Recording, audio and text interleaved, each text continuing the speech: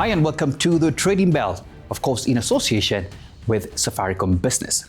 Today we take a keen look at family business enterprises, and we have the chairman of the association, Joseph Okelo, who's going to shed light on how they are helping businesses, of course, thrive to generations. We have heard the stories, sometimes good news, sometimes bad. Welcome to the Trading Bell. Joe, welcome to the show. Thank you very much, Maina.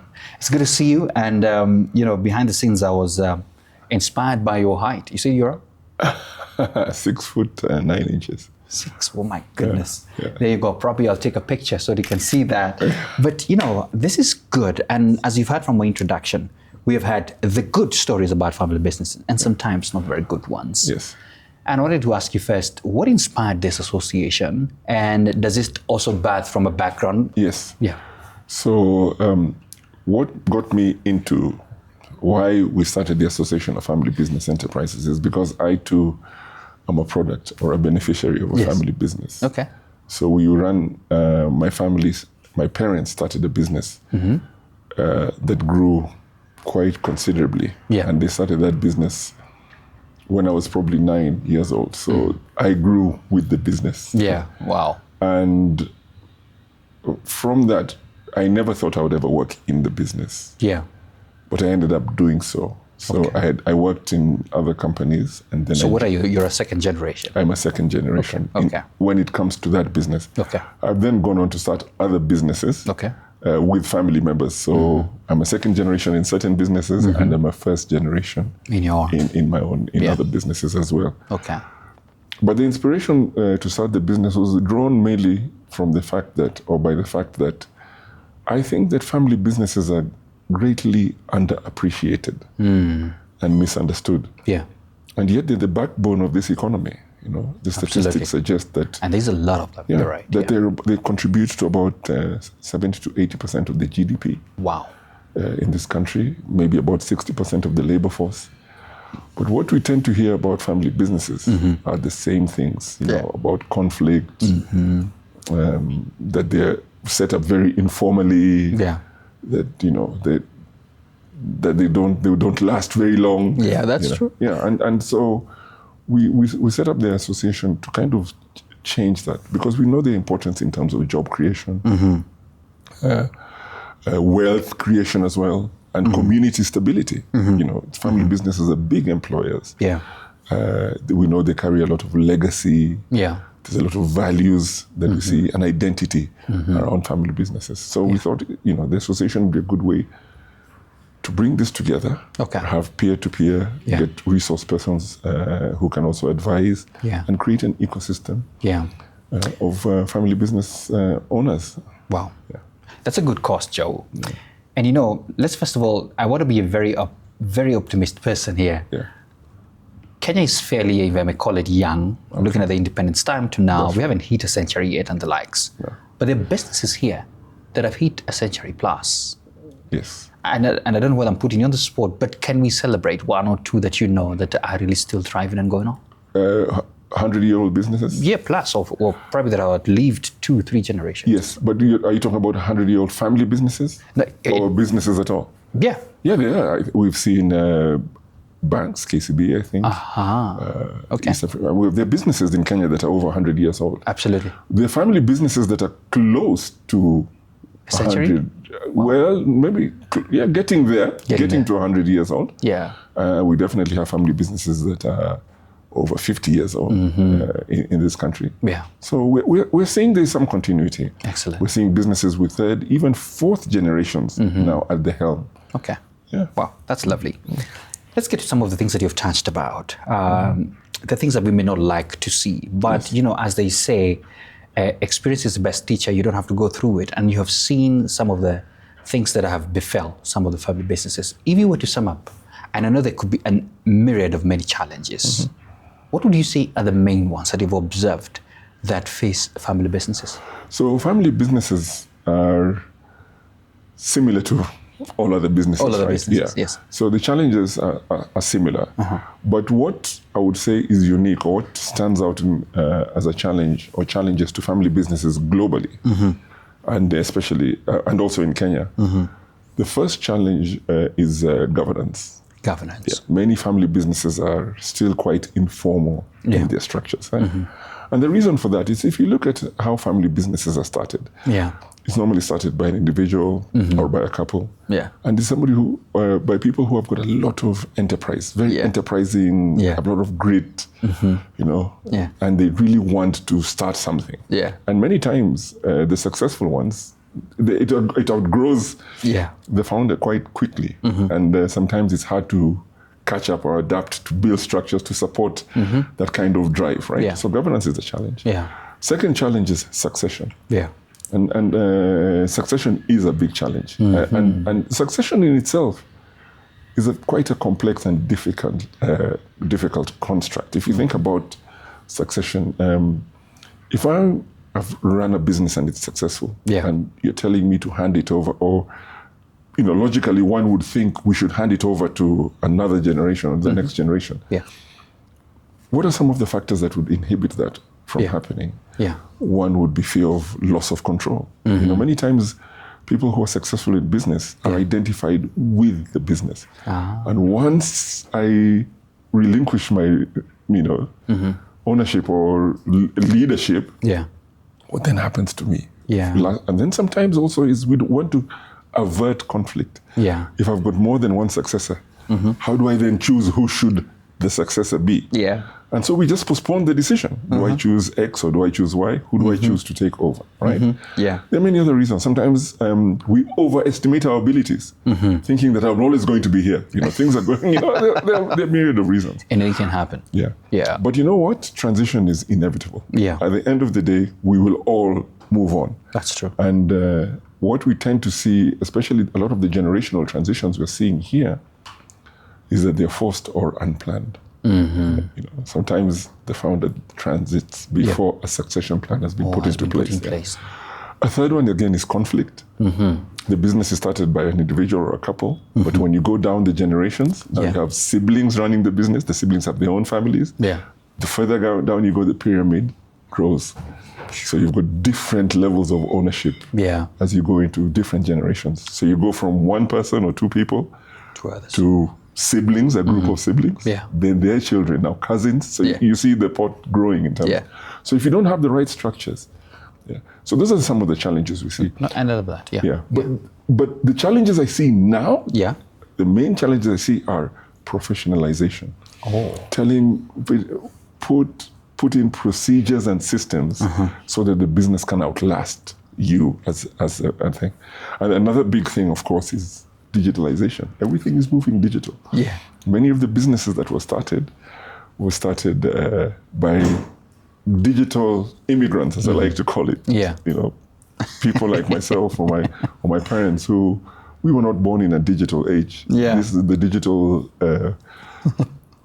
era came in when we were already adults. Yeah. Know? But when I look at my children and I look at other people, you know, the Gen Zs and the Gen Alphas, they're digital natives. Absolutely. And that is what is changing. A lot of innovation is being driven, AI, these terms, at what is changing in industry. And so these are some of the challenges we're finding. Founders are finding themselves excluded from what's happening in society.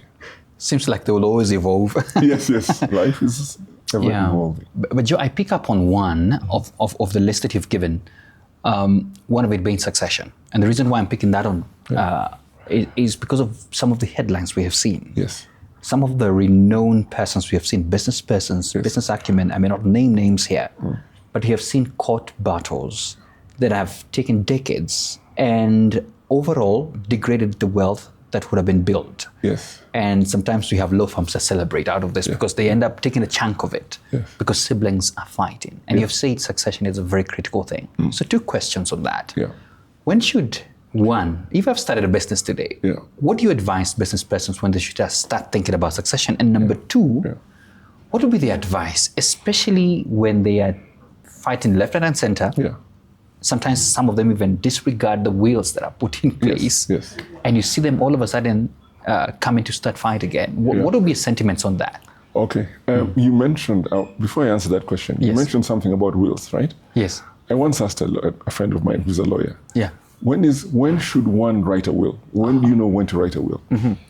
And she told me, you should write a will when you own anything. Yeah. And I said, wow, really? Anything? Okay. I don't have to, because there's this misconception that, I should only write a will if I'm wealthy or if I have a lot of possessions. Yes. Similarly, with succession planning, I've heard many experts say, the moment you start a business, and if it's a business that you want to outlive you, right? Yeah. Which most of us think, because a business is supposed to go on, in perpetuity for ongoing. Yeah. Then succession plan is something that you should already start to think about immediately. But when you start the planning, the views are varied. Some people say that that a proper succession plan can take 8 to 10 years to execute. So we should be thinking about succession planning long before we actually do it, because there's a whole process of identifying who the right successors are, and then training them, preparing them, getting them ready. And it involves a lot of difficult questions, difficult conversations, because there are many people who are affected by the decision about who the heir or who the successor should be. Okay. So it's a long process. It is, yeah. With the wrangles, we hope that if we do the succession planning early and we do it well, it should kind of prevent a lot of the wrangles we see. Because once it gets into the hands of the lawyers, then it's another story. It becomes very difficult to untangle. Thank you, Joe. And we want to take a quick short break at that particular point. And remember, the Conversations on the Trading Bell is brought to you in partnership with Safaricom Business. And one quick one that you need to know, Safaricom Business provides fast and reliable connectivity for uninterrupted business operations. See you right back.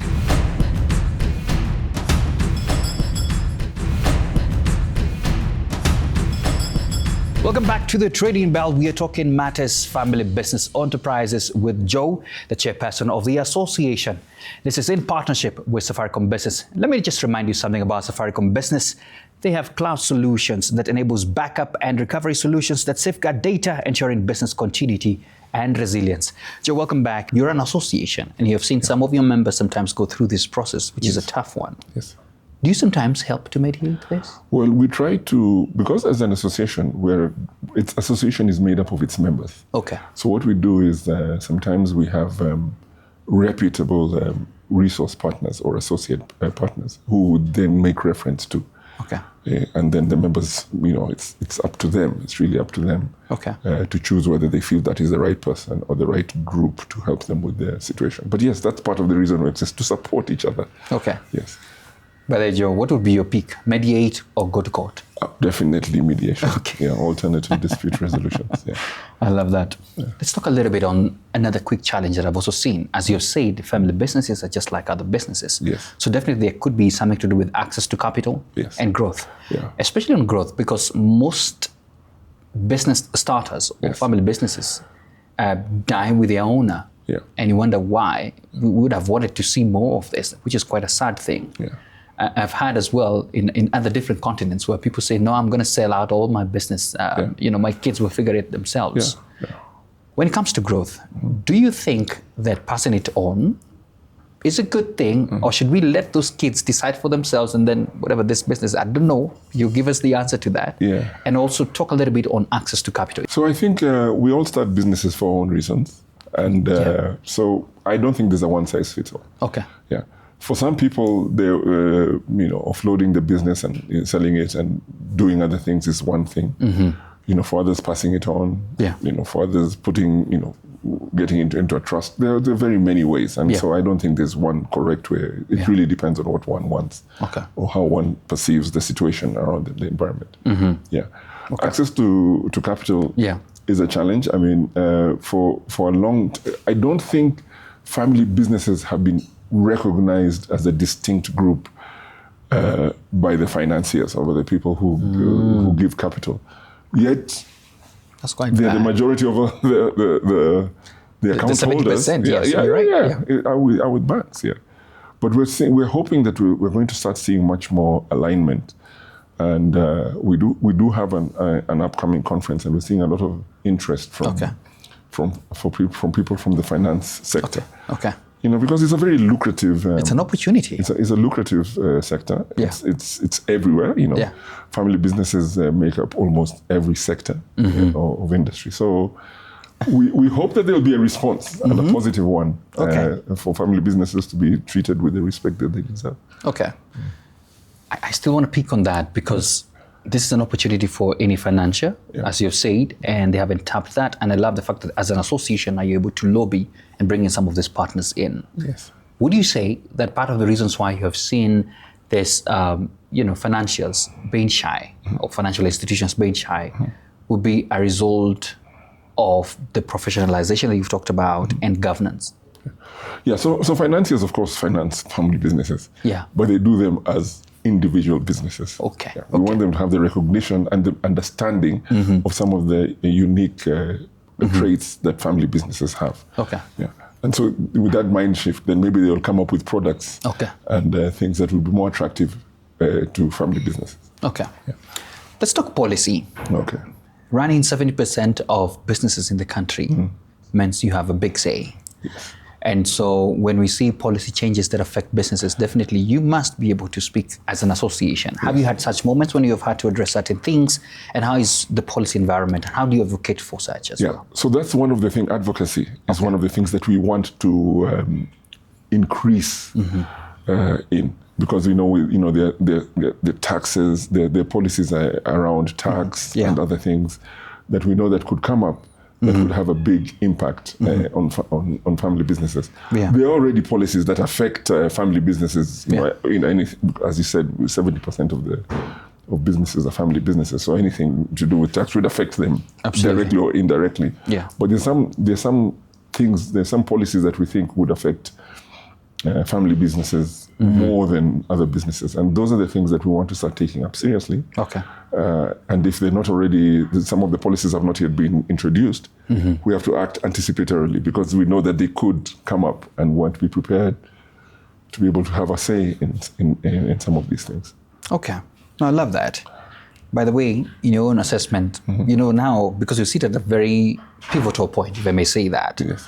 I like asking CEOs when I sit with them who run businesses this question. When you look at the policy environment and the current working environment, knowing that very well some of the businesses that are under your association have tentacles in the region, not just in Kenya. That's right. When you compare around, how would you rate our business environment? How would you say it is? I think there are still some challenges to be addressed. Yeah. I think that the environment can be made a lot more enabling. Yeah. But I still think that Kenyans are very enterprising and are very entrepreneurial and have quite a bit of grit and resilience.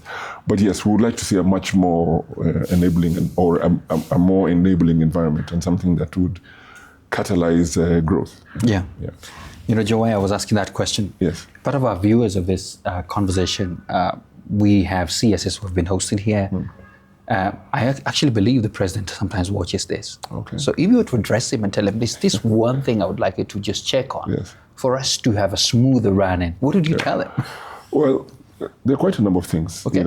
One thing that I hear being we in businesses is look at the regulation, and the number of licenses that businesses require, which can be quite punitive. Okay. And then also a tax regime that sometimes can be quite.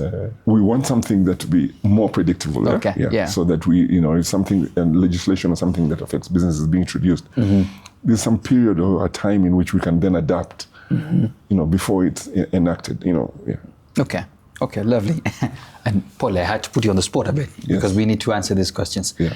I want to come to a close of the conversation and I want to talk about the future outlook of what you see. And then we'll also talk about what you mentioned, there's a conference coming up. But let's start first of all, look at the future outlook. Looking ahead, how do you see the family business-owned, businesses shaping Kenya and Africa's economy? And what's your role as an association in that entire ecosystem? Okay. I think that family business will continue to play a pivotal role or a key role in shaping the economies in Africa and even globally. Yeah. When we look at some of the countries which have had family businesses that have gone on for many generations, they still play a key part in the economy. So I don't think that's going to change in Africa. I still think family businesses are critical. They're here and they're here to stay. As long as they're families, we'll still see family businesses. Yeah. So that's something that'll happen. So with the FBE, we think we want to play a bigger role. We want to expand and get more family business owners and members to be part of the association. Okay. And to work with other associations. They're much bigger associations that are industry specific, that have many family businesses as their members. And we want to work closely with them because the things that we address in family businesses are different from what some of these other associations do with their family. They would address things that are specific to certain industries. Okay. But we also address the family aspect and the aspects of the intersection between family and businesses. Okay. Joe, where I sit at the exchange, as you can see, yes, there's a belief that family-owned businesses and enterprises would have a better landing if, for example, they were to list. Because we have seen people, as we have agreed with you, yes, there's some people who die with the business and probably they didn't want it to do that. Yeah. But when you list, you're forced to do the governance structures we've talked about, the professionalization and the likes. Yeah. What's your comment on that? What do you see as well? I think it's a good thing. If you remember, one of the things I said with succession is that the fear of control, fear of loss of control. Loss of control, that's true. Yeah. And, the thing about listing, it's a good thing, getting outsiders to come in and invest in the business. But remember, to be considered a family business, one just has to have 51% of the controlling shares. Oh, yeah, that's true. Yeah. You can still have 49% from outsiders. Yeah. And who can bring in, different perspectives, professionalism. Yeah. One of the challenges we find in family businesses is that we can be a bit insular, So you find that in some family businesses or many family businesses, the makeup of their staff or the complement of the people who work for them are family members. So and that brings its own complexities. There are many things we would. How critical can one be of their own parent or their own sibling without it interfering with their personal relationships? Yeah. And then outsiders bring in different viewpoints, different expertise. And objectivity. So so working with the NSE, we would recommend it. If the NSE come and tell us the benefits and how to do it, it's a process. It's shifting of mindsets. Yeah. But we're seeing a lot. People are now looking into that. As ways of raising capital and enhancing their governance structures. Yeah. And it's a sure way to ensure continuity and legacy. Lovely. Finally, you've put up a conference. Yes. And I think I checked through and I noticed that the theme is striving and thriving in family business. Yeah. Thriving, striving, and enduring. Excellent. Yeah. So, lovely. Yeah. We want to move from surviving. From surviving now to thriving. I love that. Yeah. What does this theme in a way mean to you? And, tell us about it and what can participants expect from this event? Yeah. So why we chose this theme of to thrive, strive, and to endure is that family business is already, we endure the kind of sacrifices that an owners, because family businesses are here for the long haul, right? Yeah. So we see a lot of them enduring, and which can be a good quality. Sometimes enduring gives a perception of suffering. Yeah. But no, we want to endure. Want to feel that this is something that can pass on to other generations. Family business can thrive, and they do. Yeah. So thriving and striving are the things that we do and aspire to do on a daily basis. So that's why we chose this the theme. And what participants, we encourage all family business owners and members to please sign up. Slots are running out. But what we can expect is that we've got a lot of good resource persons. We've also got family business owners and next generations. We've got a good complement, a good mix of experts and people with personal experiences who will be sharing their stories. Okay. And there'll be a lot of learning. There'll be a very good environment. This is not the first conference we've had. Okay. And all the previous conferences we've had have been very well attended. And have got very good feedback. Okay. So how do I sign up if I have my very young family business that is about? Yes, we have a website. Okay. We have a link. Is it on the website? And yes. The website is family businesses? Or it's AFBE. Okay. Kenya. AFBE. Okay. AFBEKenya.org. Okay. Yes. AFBEKenya.org. Just visit that and then you'll be directed to how to sign up for the conference. Excellent. There you have it. That's the Trading Bell in partnership with Safaricom Business Power in Progress. I want to leave you with this nugget here. Safaricom Business is the trusted shield that protects Kenya's enterprises so that they can digitize with confidence. I leave you now with the markets.